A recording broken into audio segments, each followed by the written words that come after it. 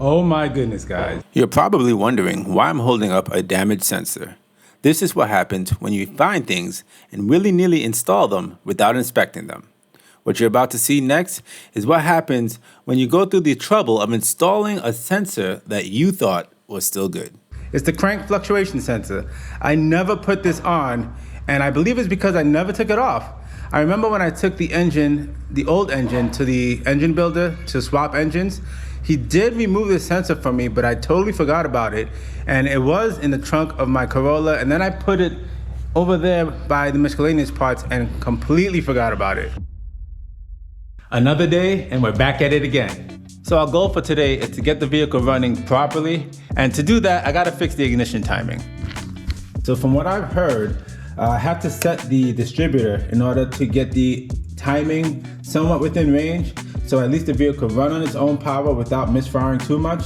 And then once we have it set, then we could do the timing with the timing light, which I'm still not 100% certain I can do myself. Pretty sure it's easy, I just gotta do it. So let's start taking off the distributor, and we'll take off the spark plug wires and the spark plugs so we could actually rotate the cylinder 1, which is this one here, to top dead center.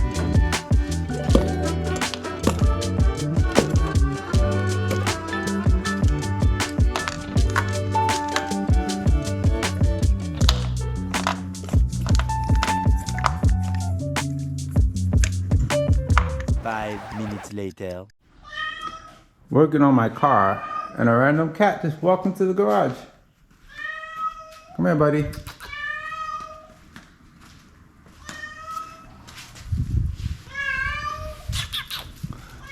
Come here. Oh my goodness. Come here. You're like scared of me, but you're in my garage. You walked into my garage. Well, he got scared and ran off. But back to work.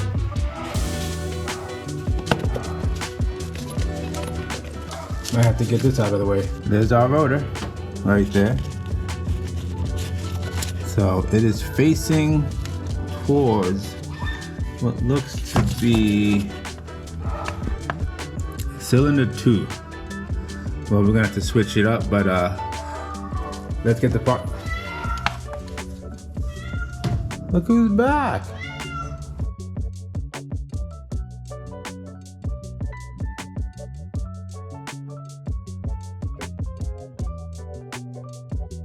Now that we have all the spark plugs off, I put this magnet reversely inside the cylinder, and then I have my 17 millimeter that I put on the crankshaft. We're just gonna rotate this until that magnet rises up and stops moving, so we know that the first cylinder is at the top dead center. After checking to make sure everything in the distributor was proper, which it was, because you could really only set up the rotor and distributor one way to fit into the camshaft, I did notice that the screws or the bolts for the VTEC solenoid was loose.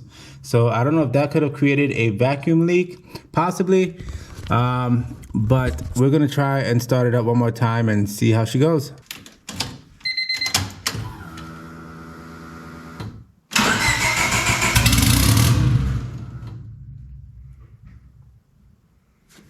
Well, something's still off, but sounds a little better, I think.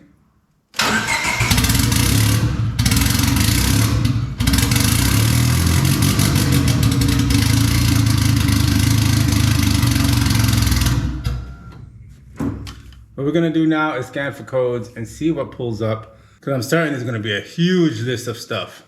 Trying to link to the vehicle right now. 4 codes found. Not erase.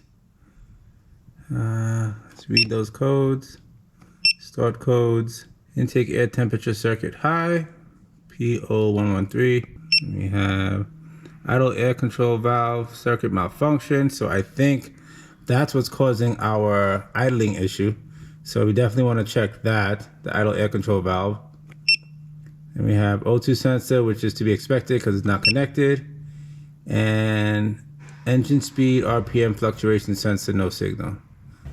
I never plugged in the idle air control valve. No wonder it wasn't freaking running. Good thing I checked the codes. So there's the IACV, and this is the stuck sensor that we weren't able to get out. And the reason why we had to rewire the connector because it was stuck there. So now we're gonna get it bolted back on and then get the new sensor connected, and then we'll try to start it up one more time. Here we go. Well, time to scan it and see what codes come up this time. Scanning codes. So we got the intake air temperature sensor circuit high, got the O2 sensor which we're expecting, and we have the fluctuation sensor no signal. I think that has to do with the crankshaft sensor. Come to think of it, I don't think I ever put a crankshaft sensor on when I was putting the engine back together. The good news is the intake air control valve code is gone. So we did fix that issue, which means we gotta take that off again. Well, let's get it done. There we go. We got the sensor on. Everything is where it needs to be. And let's get it all put back together. Guys, I'm upset. I went through all this trouble to install this crankshaft fluctuation sensor just to see this after I do the whole job. I'm gonna need a new crankshaft fluctuation sensor.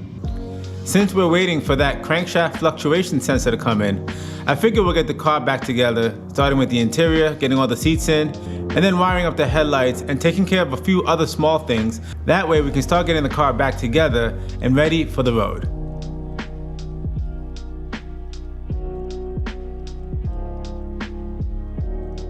Now we're gonna get this burnt up headlight connector replaced and wire in a new one. And we're done.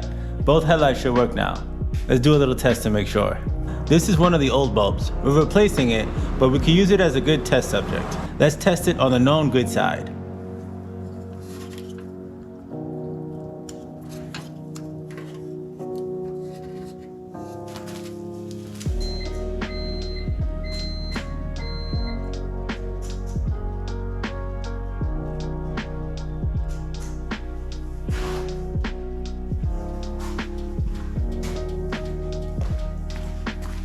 Now let's test the new wired up harness.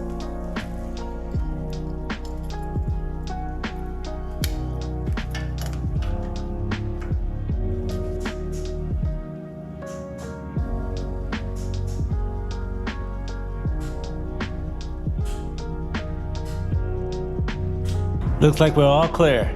I'm not gonna lie, it's a bit disheartening. Doing a job twice really sucks.